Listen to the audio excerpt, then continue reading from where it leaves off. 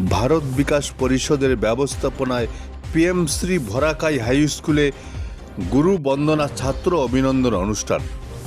ভারত বিকাশ পরিষদের ব্যবস্থাপনায় PM Shri ভরাকাই high স্কুলে শনিবার আয়োজন করা হয় গুরু বন্দনা ছাত্র অভিনন্দন অনুষ্ঠান।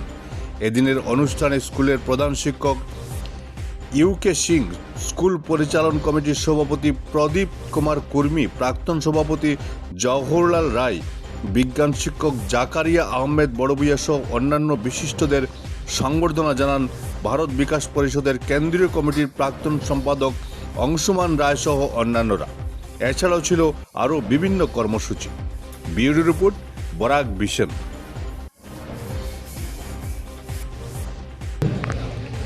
Respected principal and president of this school committee, dignitaries and others, on the dais, after the dais, sisters and brothers, teachers, Bharat Vikas পরিষদের আমার সদস্যবৃন্দ, কি বলবো, আমাকে যিনি হাত ধরে নিয়ে এসেছিলেন এই ভারত বিকাশ পরিষদে শেখার জন্য, জানার জন্য, সেই অংশুকুমার রায় মহাশয় আমার সামনে উপস্থিত। উনি প্রাক্তন ন্যাশনাল লিডারশিপ করেছিলেন। আমি অনেক কিছু শিখেছি, পার্টিকুলার আজকের ব্যাপারে। শোভা, যা আমার অত্যন্ত প্রিয়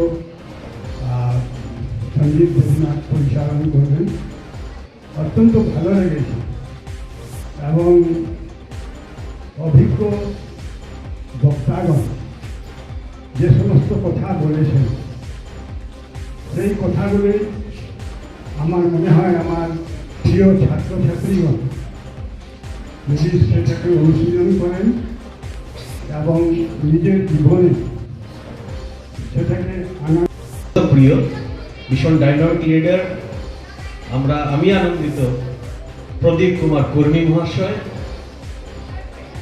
Jawaharlal sir, Rajendra sir, Zakaria sir, এখানে উপস্থিত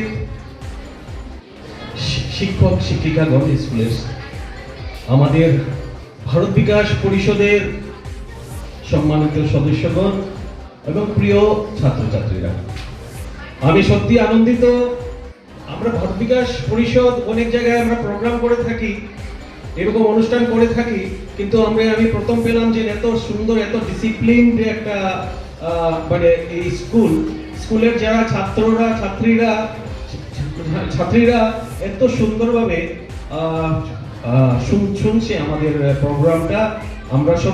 আমরা আনন্দিত। হয়তোবা তোমরা বুঝতে পারছো না, আমি উইথ পারমিশন, আমি চেয়ারের পারমিশন নিয়ে দুটো লাইন আমি বলে দিচ্ছি।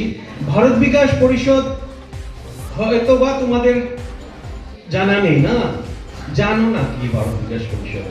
দেখো, আমরা একটা সামাজিক সংস্থা, যেটা একটা ইন্টারন্যাশনাল এনজিও, ভারতবর্ষে তার হেড অফিস। আমরা কাজ করি, ভারত বিকাশ পরিষদ কাজ করে কার জন্য জানো? যে যারা দুঃস্থ, যাদের কিছু নেই সমাজে, তাদের কিছু নেই, তারা অত্যন্ত গরিব, অত্যন্ত কি বলবো, তাদের